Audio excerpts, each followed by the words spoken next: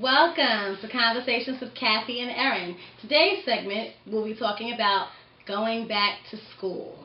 And as you can see, we have our teacher look on today because we are in that mode. Back to school. The different things that come with going back to school. That very first day. It could be the same school that you just left in June, but you have that, kids have that anxiety about, I wonder what other kids did over the summer. I wonder who's in my class. Who's in my class. What am I going to wear for the first day of school? All the different things you feel. And I can, excited about and then concerned about. The parents have feelings and children have feelings. Yes. Today we want to talk about some of those back to school feelings. Yes, and starting with parents. Parents, often, me as a parent, I always have anxiety when it comes to going back to school because I wonder about the teachers that my child's going to have, if that teacher's going to be prepared, if that teacher's going to challenge them, are they going to have rigorous assignments, and fairness, because all teachers are not fair. We all who have gone to school know that.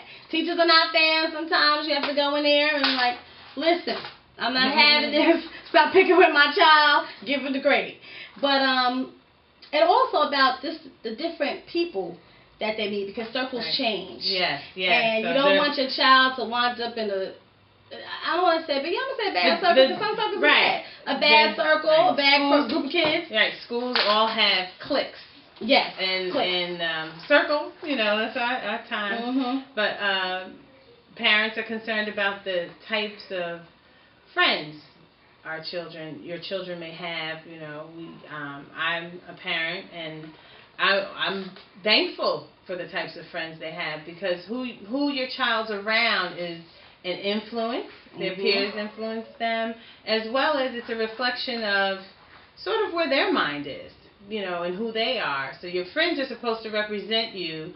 However, the growing process, it takes time for them to figure out where do I fit in, who am I, what's a good match for me. And then you have girls interested in boys and boys interested in the girls, and what's my body like, what's my face like, my hair.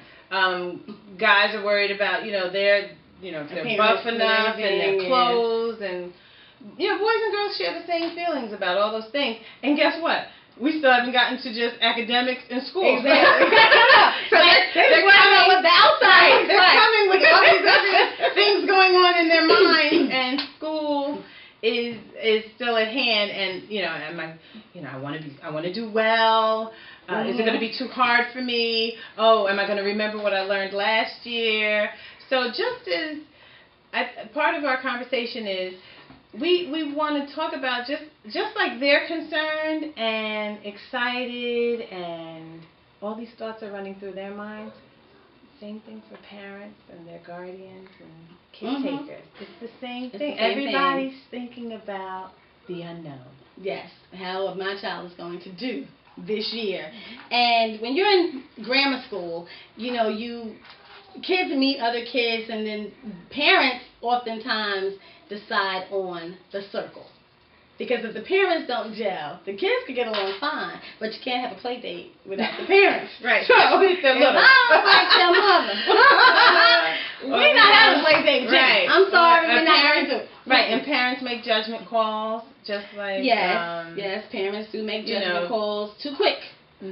Sometimes too soon. Right. Yep. So those are definitely things that go on before we begin the school. Yeah, before we begin the school, and it's hard getting along with parents, because like we said in grammar school, well, actually high school, middle school, there's PTOs and PTAs, and parents must attend school functions. Yes. And oftentimes, if you don't click, if parents don't click, it makes it hard. Yeah. And especially if you don't click with teachers. Like, I've come across some teachers that I didn't click with. Like, I don't even, know you. We're just getting here, and for whatever reason, they will feel like, okay, you're too hands-on or something like that. And that's another thing. When you are sending your child to school, you are the first parent. Your parent, your guardian, you are the first teacher that your child is around or experience. So when you send them off to the school, you expect the teacher to treat your child the way you would treat your child. Right. And oftentimes it doesn't happen. And sometimes teachers are for parents being involved. Sometimes they feel like, let me just build a relationship with the child. But they do need to build a relationship with the parent because in order for children to succeed, it helps that the parents and teachers also have a relationship. We all have to work as a collaborate unit together. Yes. However, teachers, it's important that teachers understand, regardless of who their guardian may be, that their job is still to teach the child that is sitting before them. Yes. And so, therefore, outside of the relationship they may have with their caretaker, guardian, parent, or whomever's raising them, they must still work with that child and know that this is a life, and this is somebody that will one day impact our world. And so, it is important that they still do their job regardless of what they may feel about where the child is from, what their capabilities are, what their last name is, what they look like, their own personal biases, good or bad. And so another message in our talking about going back to school is remember to make teachers accountable for doing their job and working with children. Exactly. Because it's ideal to have the great working relationship with the parent. However, in spite of that, teachers are still accountable to teach, and parents are still accountable to parent. However, stay in your lane too. Work with the child that's before you because time is limited. Exactly. And oftentimes when that doesn't happen, then the self-esteem of the child is torn down.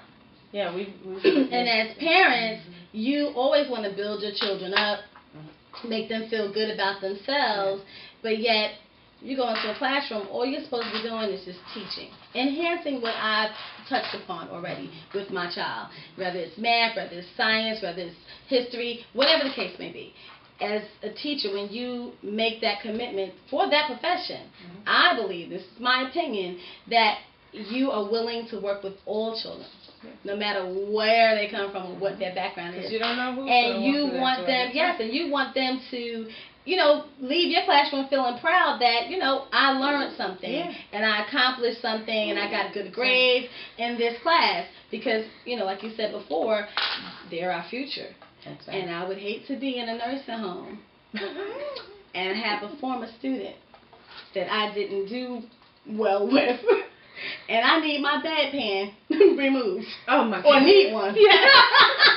Well, it will make you suffer. Well, it is interesting how there's a saying that goes with that. Let's not burn bridges that we may have to cross again. That's right. Because that is the younger generation, so you don't know how that. The teacher's the older one, and they may meet again. Exactly. So, do your job because you go to a fast an food impression to be drive-thru lasting. and be like, "Can I get it?" And they're like, "Do you? Let me get that. I had you in the 5th grade. Let me get that special burger for you." So you never know.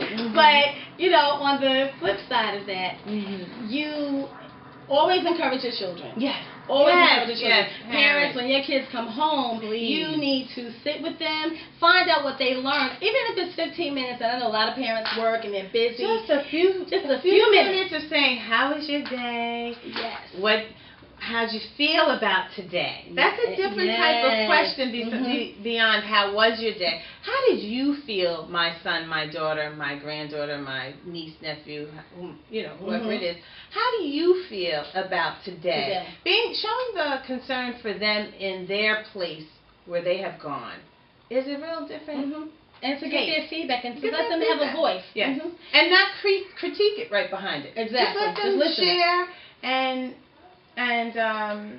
know how, share how it was and their experiences for that day. Yeah. And parents, check their homework. I don't care what grade they're in. Look at their homework. Make sure they're doing their homework. Yes. And it's handed in on time. And they'll have a great school year. Yeah. So until next time. Give them hugs and encourage them each day. Oh, one thing we did want to just put in before we close out is when children fail a test or make mistakes, that is a huge part of the learning process. So part of being successful is failing. It's how you respond to that. Yes. That really makes the difference. So always remember, parents, don't panic. They're going to be all right. Exactly. Part of it is getting an F to get the A. Exactly. I know, right? Because I see the F and I'm like, that's right. We have a problem. Yeah. But we know that they have another opportunity to enhance that grade, and we just encourage them. And we find out where the weakness is at and support them in that. Because guess what? You go to school, you don't know everything. You're supposed to learn. You're supposed to learn. We're going to have some bumps along the way. All right. So until next time, we will have a follow-up with going back to school to give you some college tips and to talk about your child who is on their first year at campus. That's right. So we have to really talk about that kind of stuff. And the type of learner they may be. Exactly. We're going to share some tips on learning styles and some of the strengths or weaknesses you may see in your child and what you can do. Some tips for that as well. Yeah, that's going to be great. Okay, until next time, Conversations with Erin and Cathy. See you soon. See you later.